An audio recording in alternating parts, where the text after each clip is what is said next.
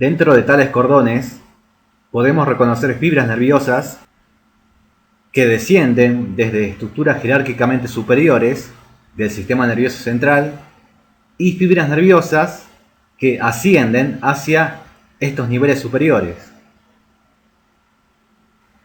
Estas fibras nerviosas ascendentes y descendentes que conectan estructuras grises dentro del sistema nervioso central reciben varios nombres: tractos, fascículos o haces. O sea, tales tractos o fascículos son fibras de proyección. Algunos de estos tractos tienen nombres propios, por ejemplo, los fascículos de Gold y de Burdak de los cordones posteriores. Otros tractos nos indican qué estructuras están interconectadas. Por ejemplo, el haz córtico espinal conecta ciertas áreas corticales con motoneuronas de la médula espinal.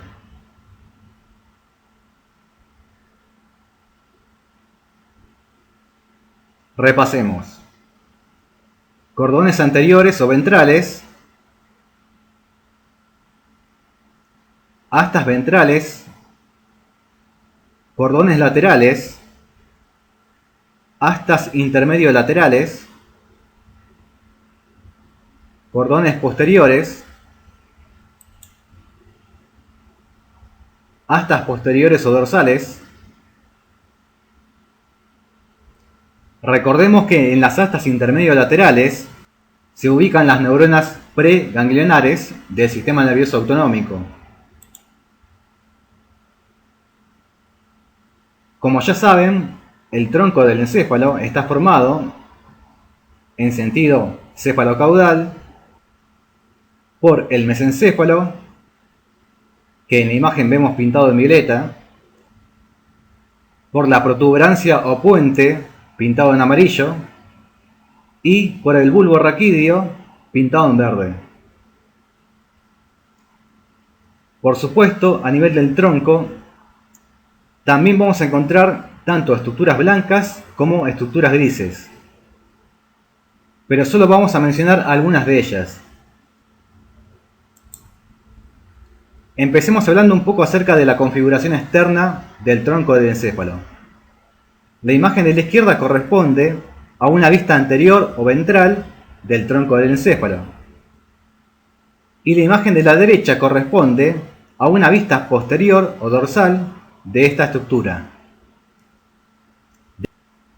De la imagen de la izquierda, solo me interesa que recuerden que en la cara anterior del bulbo raquídeo podemos reconocer unos relieves, unas prominencias de ubicación medial, llamadas pirámides bulbares. Y de la imagen de la derecha, solo me interesa que recuerden que en la cara posterior del mesencéfalo podemos reconocer otros relieves, otras prominencias que forman parte de la llamada lámina cuadrigémina. Estos son los tubérculos cuadrigéminos. Los superiores están relacionados con el sistema visual y los inferiores están relacionados con el sistema auditivo. Me olvidaba comentarles que para ver la cara posterior del tronco en toda su extensión es necesario resecar al cerebelo. Aquí vemos parte del cerebelo, específicamente su mitad derecha.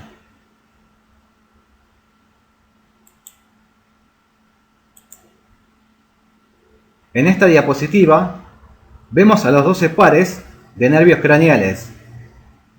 La mayoría de estos nervios craneales emergen a nivel del tronco del encéfalo y salen del interior del cráneo a través de unos agujeros o hendiduras que tiene la base del cráneo.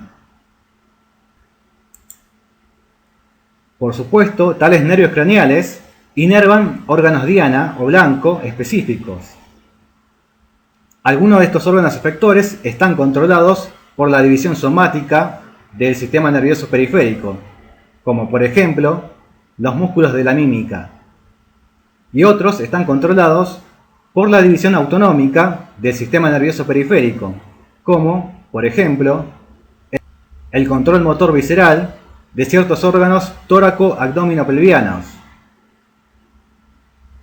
Además, los pares craneales son responsables de la inervación de los órganos de los sentidos, como, por ejemplo, la visión, la audición, etc. El bulbo raquídeo es la estructura más caudal del tronco del encéfalo. Contiene núcleos que participan en la regulación de la presión sanguínea y la respiración. También contiene parte de los núcleos que participan en el gusto, la audición y el equilibrio.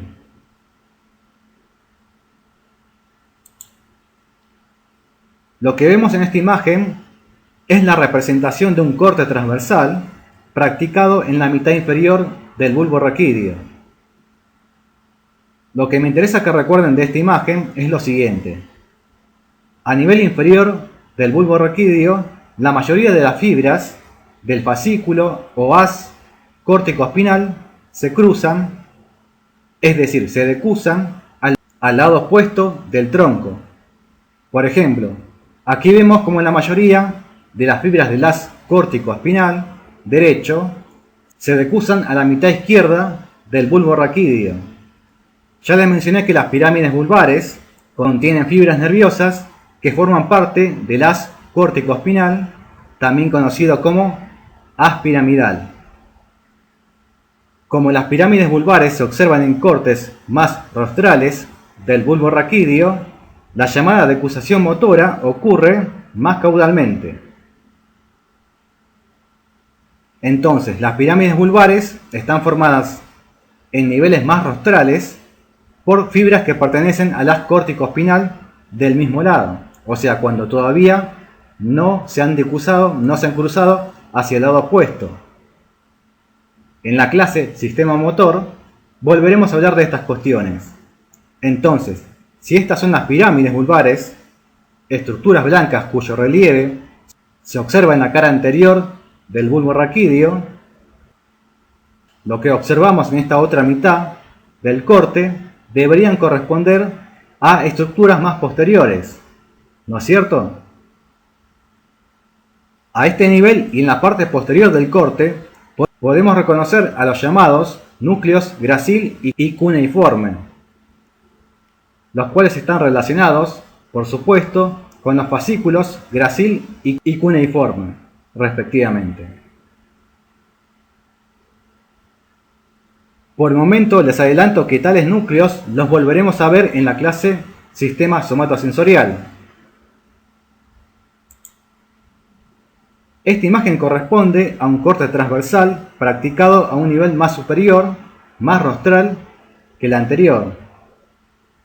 Nuevamente podemos reconocer en la mitad posterior de este corte a los núcleos gracil y cuneiforme y a los fascículos gracil y cuneiforme.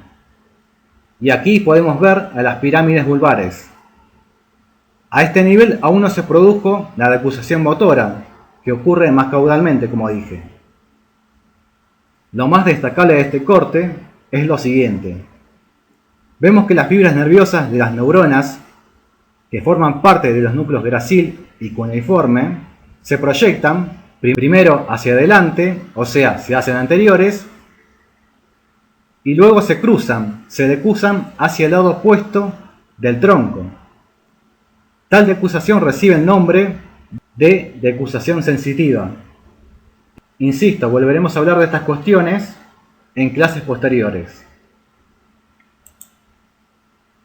En esta imagen vemos otro corte transversal del bulbo practicado a un nivel más rostral que los anteriores. Lo único que quiero destacar en esta imagen es lo siguiente. Luego de haberse producido la decusación sensitiva en un nivel inferior, los axones de las neuronas de los núcleos gracil y cuneiforme forman estas estructuras blancas llamadas lemnisco medial. Inicialmente estas estructuras blancas tienen una ubicación bien medial, ¿no es cierto? En niveles más rostrales del tronco, esto va a cambiar. Aquí nuevamente Vemos a las pirámides vulvares y aquí vemos al cuarto ventrículo del sistema ventricular.